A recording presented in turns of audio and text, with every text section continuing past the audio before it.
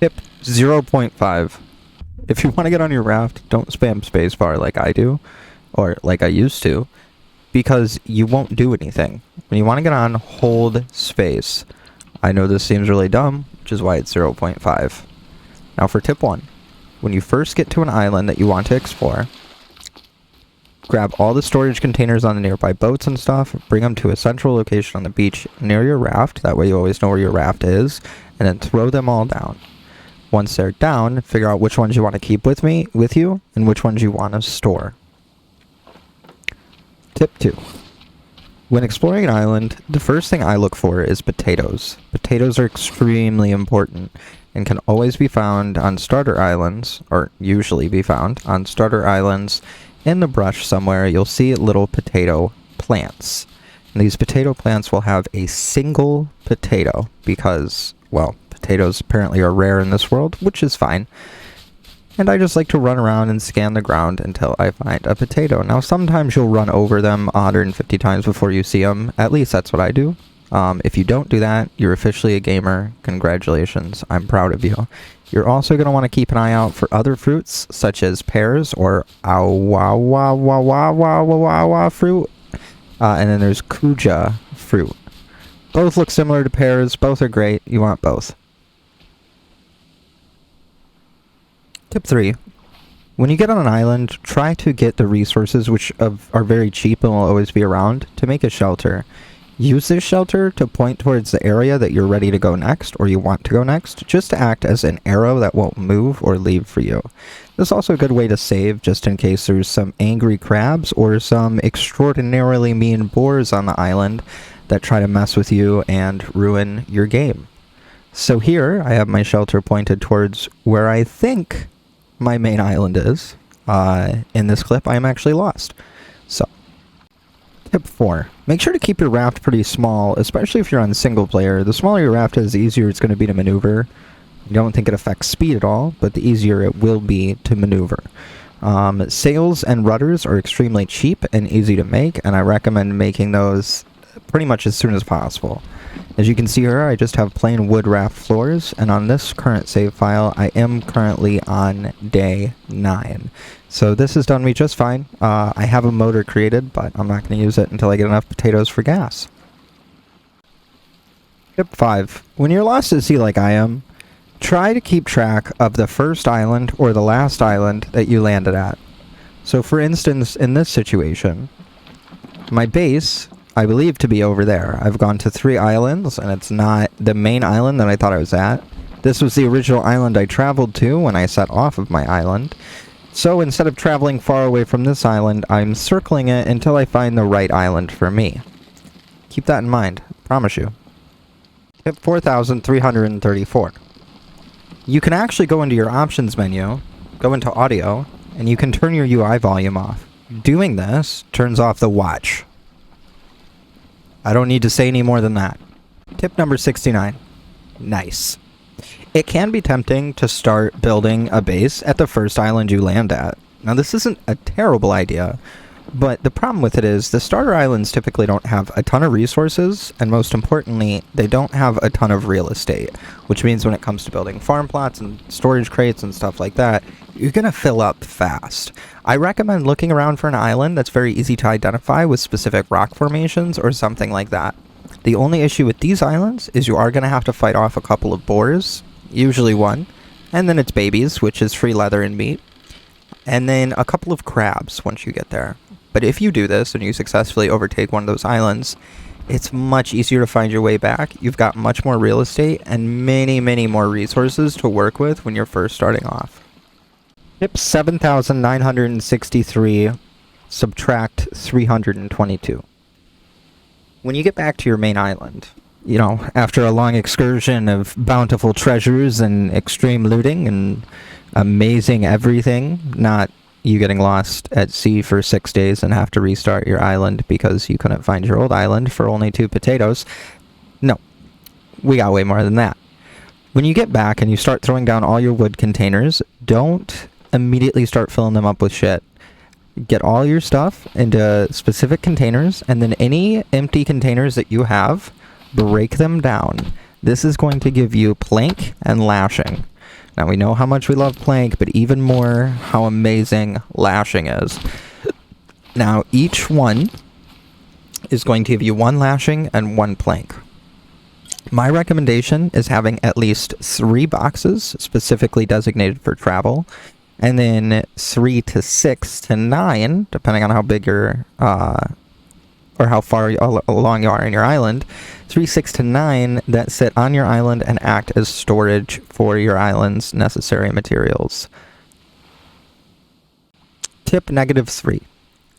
If you don't have a green thumb, dip that bad boy in some green dye and get going. I never farm in video games, especially survival games. Not my thing. 7 Days to Die? Nope. Ark? Nope. Nothing. I don't like farming. Not my thing. But in this game, the developers thought it wise to include farming where you have to have a hoe, and the hoes are easy to craft. You're going to make plots, and that's what I used my planks for from the previous tip of throwing that down, is making plots because they're cheaper to use 2 planks instead of using 4 sticks and a piece of lashing. No one likes using lashing. Plant your potatoes. If you have 1 potato, plant it. You want to get as many potatoes as possible. I recommend at least 4 potato plots for a single player game, and you're going to want to use those to make fuel. Potatoes currently are the only way to make fuel in the fuel still in this game.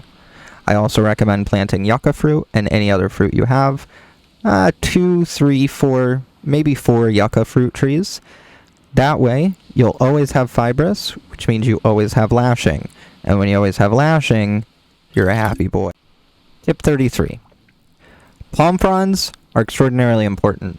Older videos on this game that you might have come across will tell you that water stills, like you would think, collect water from the sky when it rains.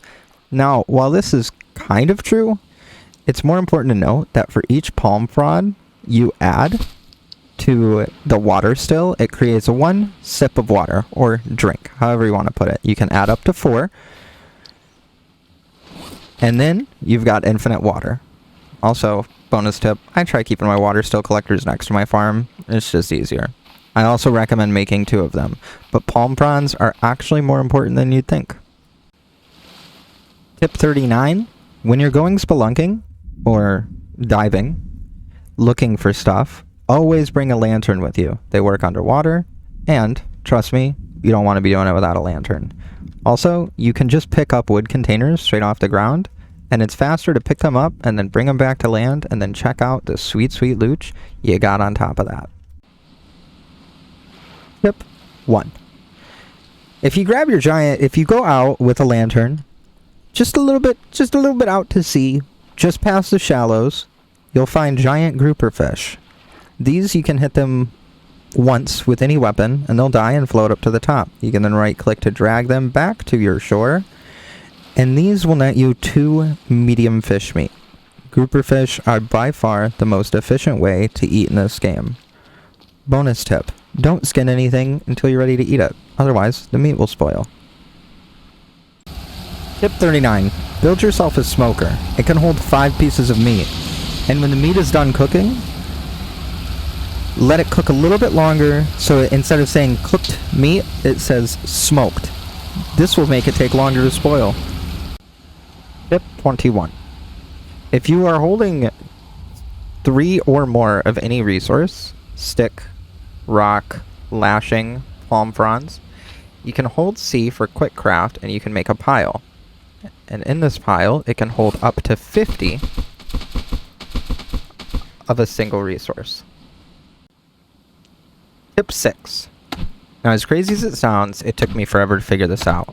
If you chop down a tree and then you break down the wood logs, you will get 4 sticks out of each wood log. Tip 13. This right in front of me is a potato plant. Now, there's no potato in it because I've already harvested it.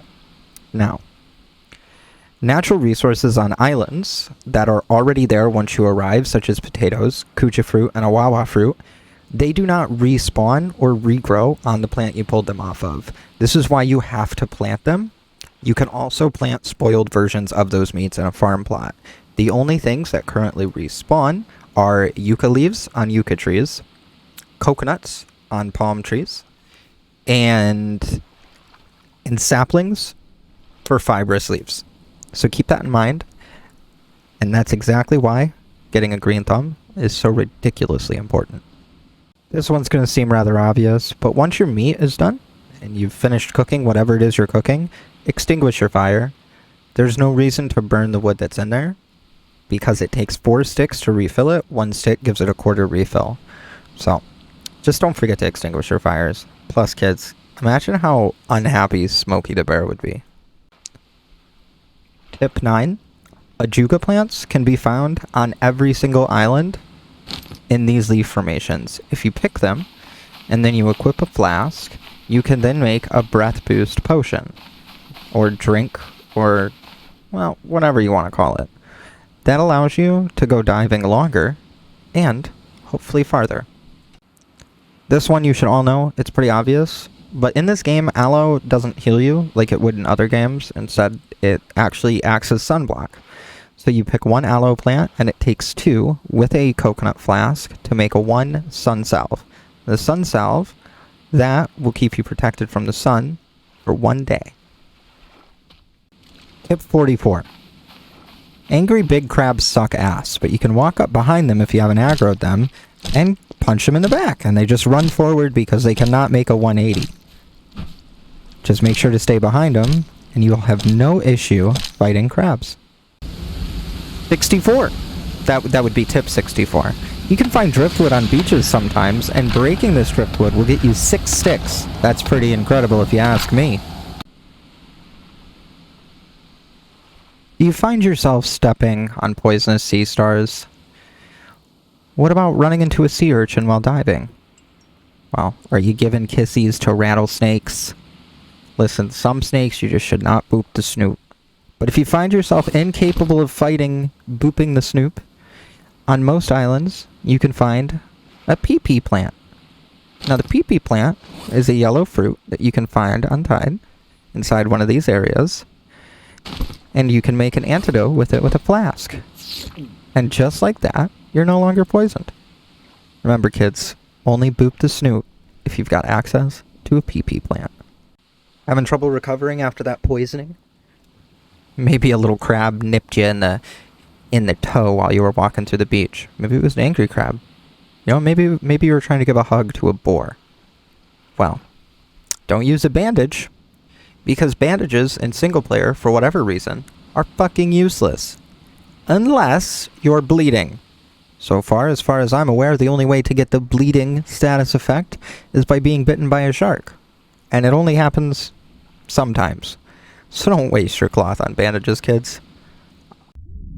You know, if you're like me, you like to swim. You know, go diving and stuff. But if you're running out of water and you're not close enough to the surface, you just equip an air tank, and you suck on that bad boy. Each air tank has 4 uses.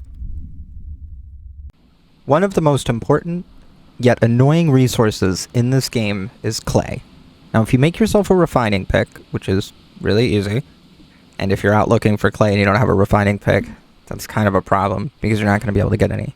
Anyway, you can find clay usually just outside the shallows of an island.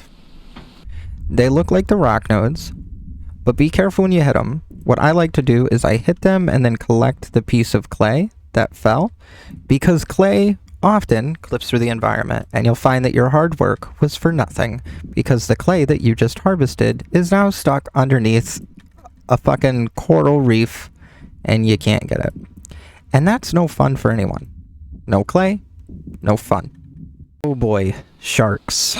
The sea puppies, some might call them. I call them jackasses. Sharks seem to spawn and get more frequent and more aggressive the longer you're in water.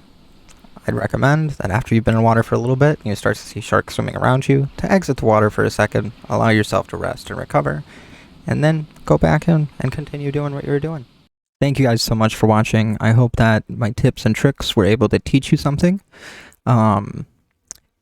If you wouldn't mind liking and subscribe, because I plan on doing a lot more of these things, because all I play are survival games, and I don't know, there's some unupdated stuff out there. But anyway, thank you guys so much. If you have any other tips that I could use, or anyone else can use, please put it in the comment description. I really enjoy this game despite the massive amount of issues that it has, so I'd like to learn as much about it as I can. Anyway, thank you guys so much. I hope you have a wonderful day. And thank you for being here with me.